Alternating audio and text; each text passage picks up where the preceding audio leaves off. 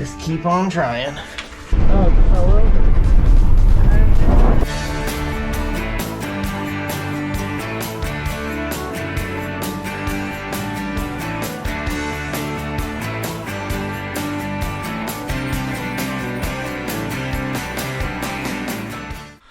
Anyway, here's where we're at.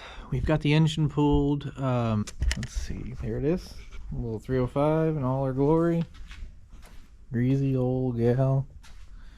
We pulled the truck out and did some pressure washing on her here.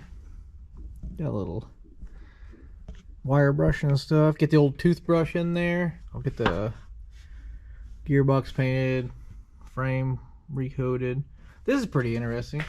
This thing is missing some paint on the bottom of the cab. I don't know if that's pretty normal with Squarebodies. I don't remember ever seeing it before, but alright, we're gonna get the engine bay prepped and everything. I've been kind of cleaning a little bit on the frame, but I'm gonna pull the wiring harness. See if I can get out here and show you. Pull this back over, lay it over there so I can get cleaned up over here, and then we're gonna, you know, reuse a lot of these factory wires. So we're gonna put some new loom on there and just kind of clean all this stuff up and see what we got going there. Probably pull the box for the AC evaporator. It's kind of a budget build, you know. We're just gonna try to reuse as much stuff as we can, but we're gonna put a new evaporator on there, new dryer, probably new lines. We're gonna have a new condenser, and I've got a heater core already because I bought an extra one and it should fit. Anyway, yeah, so that's where we're at. Let's see if we can't get something done today.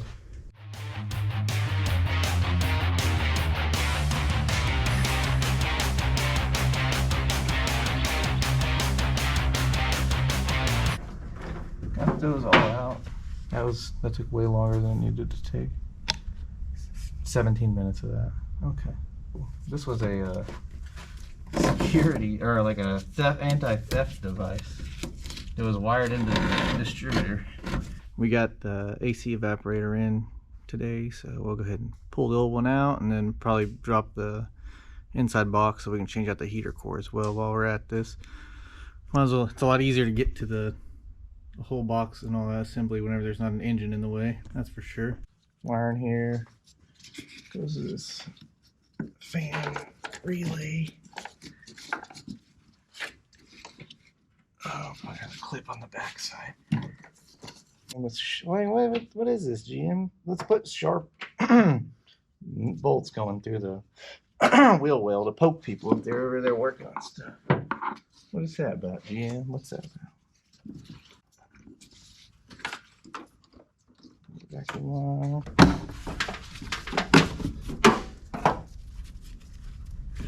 Get off of there. We'll have to put a trinary switch on there. It's a three-way switch for the pressure switch so that it will know when to turn on the electric fans.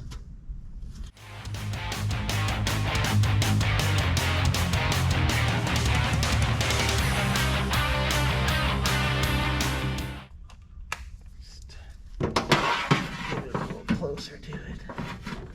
Alright. Okay, don't forget that we dropped that on the floor. We gotta pick that up.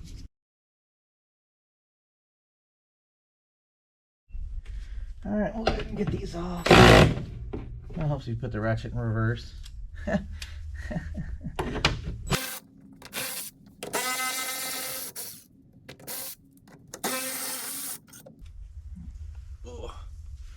Hold on to that clamp because you want to put that back on your dryer whenever you go to put it all back together.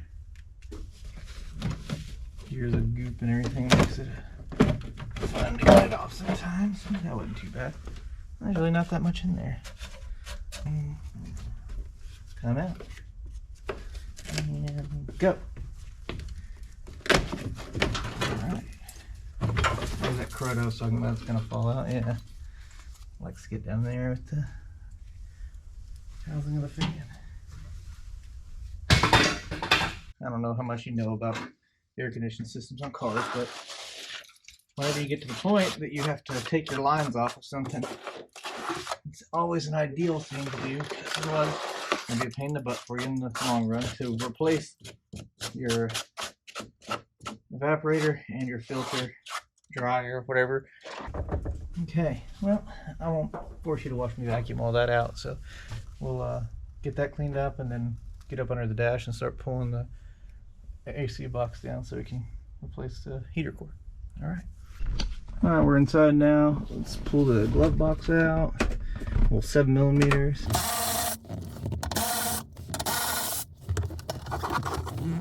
Put these back in here so we don't lose them because they're tiny. It's actually a 10. Look at that. This isn't necessarily a how-to, just document what we're doing, you know. So I'm sure there'll be something in here that people see me do. They're like, well, you ain't supposed to do that. That ain't the way that's supposed to go. Alright, so you gotta take a couple these, like this is a floor vent here. Yeah, take that off, get that out of the way. Like I said before, it's much easier to do this whenever you have the engine out, because getting some of the bolts on the bottom of that air box from that under the hood is real hard to do. I know, because I had to do it with a big block, and that's, I just don't use that on anymore. It's difficult. These here for the ventilators. These are 5/16. That was a 7mm.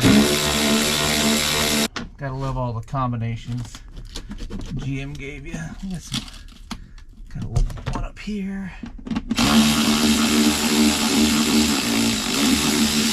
Although I don't think I gotta take that all the way out because it's just, boy, that's a mess though.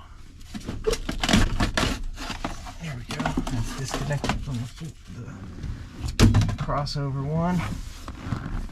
I think I probably missed one. Yeah, I probably missed one. I think it's right out here. So we'll just zip it out. It's a little 10mm job. That should be loose now.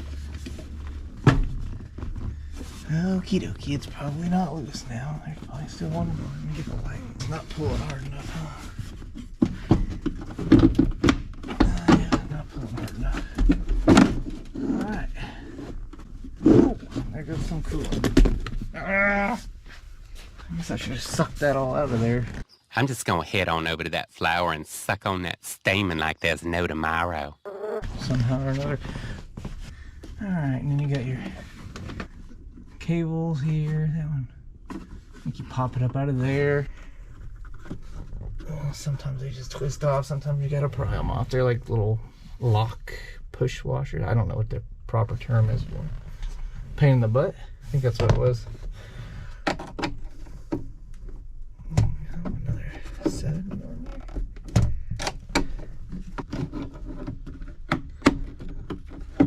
Oh, goodness. Let's see if this body clip removal tool helps.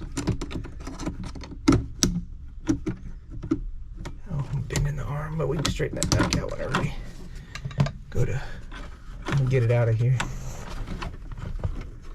Yeah.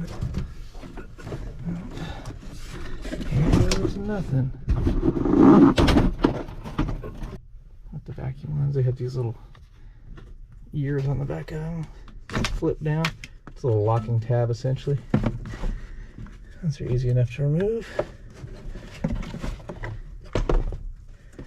Okay, this one you just push it down and there you go. Alright, got one more back here. Sometimes these are pretty brittle. These ones seem to be pretty pliable though. Alright, we're going to move over to the workbench and look and see about this blend door arm thing that's broken. The combination of screws that they've used on these things over the years is just amazing. You have to have a 7mm, a 5/16, a 10mm, and now a quarter drive. Or a quarter-inch. You know, heck, I just really astonished by this sometimes. Under that foam there's some little guys. You need to invest in a bunch of those little extendable magnets and just stick them all over the place. You never know when you need one. So we have it. That way we have it. Is that where you have it? There's one right there. It was on the other workbench. I feel like I probably have to take these out too. See if they're quarter. Once we're gonna wipe all this down, we'll go ahead and try to put some marks on there so we know where it was. This will be fine. Just a little reference, because this is slotted so you can adjust it, but as far as I know, it was working the way it was supposed to work before, so we'll leave it alone. Should be able to tell where the screws were anyway, so it's not that big a deal. Alright. Those ones are a little different than the other ones. They're shorter, so. Oh, this is all one piece on this one, huh? Okay. Let's take out 12 more quarter drives. I don't know what to say quarter screws. Quarter hex head screws. Get back over here. That's also a shorter one. The ones that hold the heater core in seem to be the long ones, and then the rest of them are the same length, it looks like, yeah.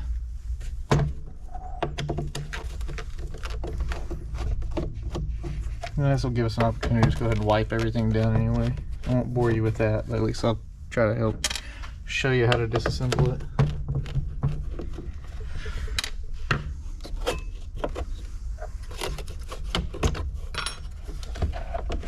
I know that dang heater cord is going to spill the rest of the fluid out, so I brought this over here for this reason.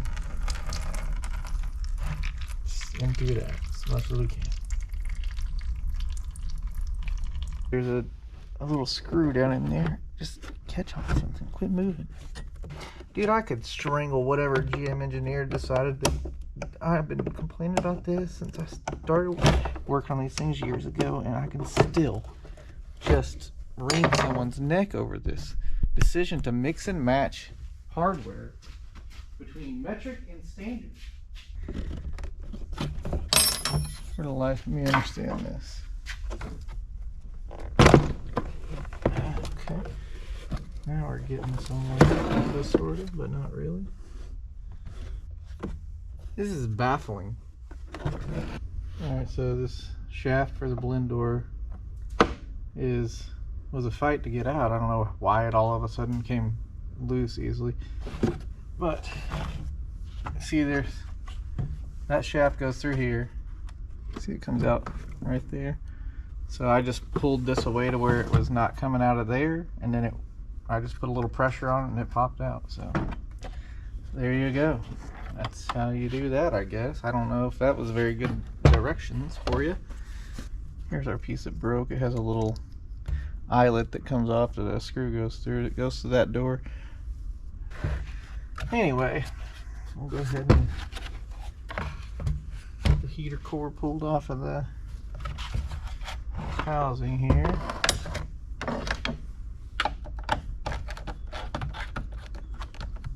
Does look like it was developing a leak over here, so I guess we did a solid for the old truck. I can just pop this out and wipe it down. Heck, I think maybe possibly. Yeah. All right, we got a variety of foams you can use to put back in there. This one's a little thicker, it's a little more dense, I guess. It's not as soft, I don't know. On both sides of this little door here, it looks like there was foam stapled in.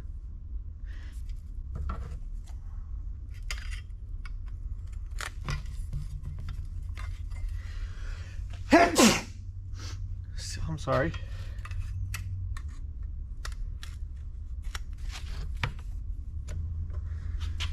Yeah, maybe. Maybe. Just maybe. Just maybe. But maybe. Just maybe. Anyway, we got that part foamed up. Little piece here goes on the back side of this door.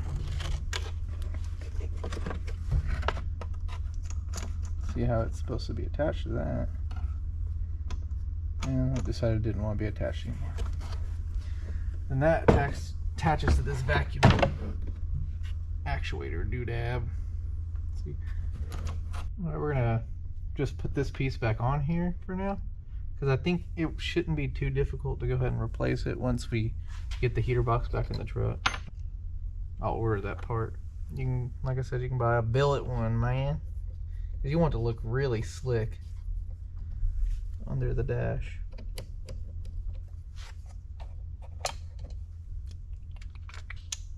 What is this? Quarter is quarter? Gotta love the mixture, you know. I will die on that hill, I can tell you that. Of what the hell, General Motors? What the hell?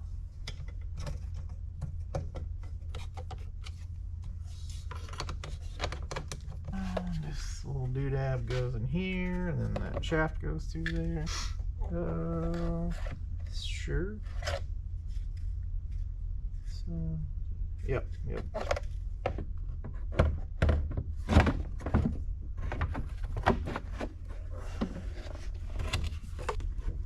That's in place. Loosen that up and try to slide it back. So, kind of limited in just where it goes. See where that gets us. This whole door back on again for the third time.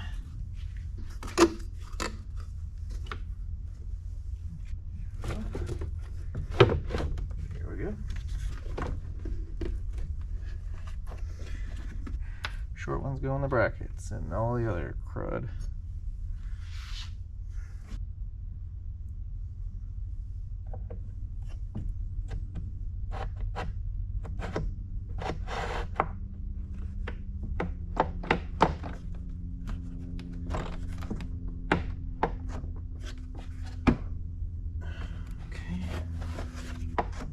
Alright, enough playing around, guy.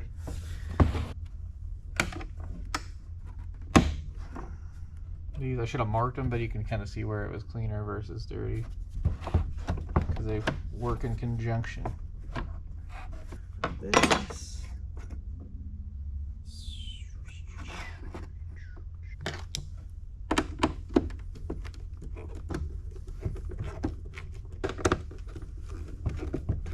Parts sitting on the floor or anything that we forgot.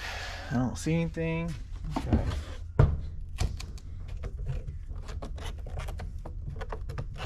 Alright, the 4 longer ones. There's that.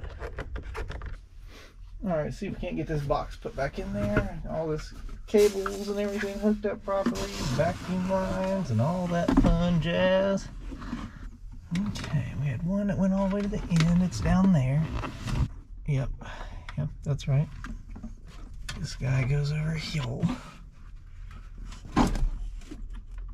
That guy goes there, and then bolts here. Yep, 7. You can move this here into place where it was initially. Guy back on there, a little spreader, washer, ball whacker guy. Drive the amazing golf ball whacker guy. Yep, got this one here. Bundle all these up together. I feel like something come unplugged or something. We don't want that. We need that back on there. We're relying on you to do your job, clamp. There we go, clamp. Probably is a special trick to this that I don't know, because that's just how it goes. Okay, that's up into place there. I guess I'll take the caps off the core. Maybe they're preventing them from going through. Maybe too thick, you know. One screw messing with me. Okay, now that should slide up into that little slot. Okay. What do I do with the inside bolt? Oh, there's one. That's not the right one. Let's see if we can fit that in there. Okay. Alright. Now we're cooking with kerosene. Okay. Alright, we're gonna get back to putting this AC evaporator back in. What I'm using to seal it up is this butyl tape. Anyway, it's for like windshield seals and stuff like that. Well, not this style, but like newer cars that have the sticky stuff, seals the windows. Looks like a little worm. Sure, that looks good.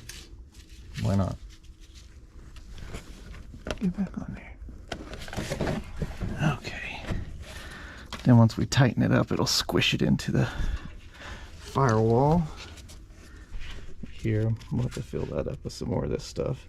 It sticks to itself really well, so that helps.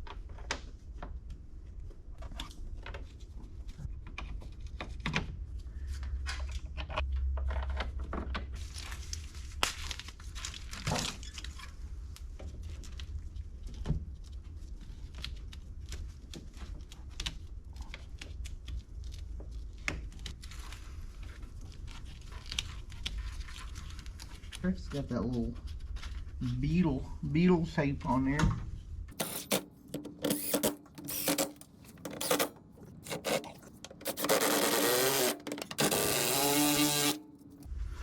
But anyway, you get the gist of it. I don't need to show you me tightening up all the bolts. Yeah, this stuff you can get it at Amazon. I got it at O'Reilly's just because I wanted to get it quickly. It's probably cheaper from Amazon. Old brick and mortar stores, you know, you gotta support the brick and mortar people. Yeah, next thing we'll be doing is getting the donor truck ready to get the engine pulled. We'll do a compression test on it, just to make sure everything's good on there. Anyway, as always, I really appreciate everyone watching. I hope that you're enjoying the content. I hope maybe I'm helping you learn something. You know, it's kind of the blind leading the blind sometimes. But, you know, like I said, I just really appreciate any input too. So, you know, if you see me doing something wrong or you know a better way to do something, hey, just drop me a message down in the comments and let me know what you think. Anyway, thanks for watching. Don't forget to like, share, and subscribe.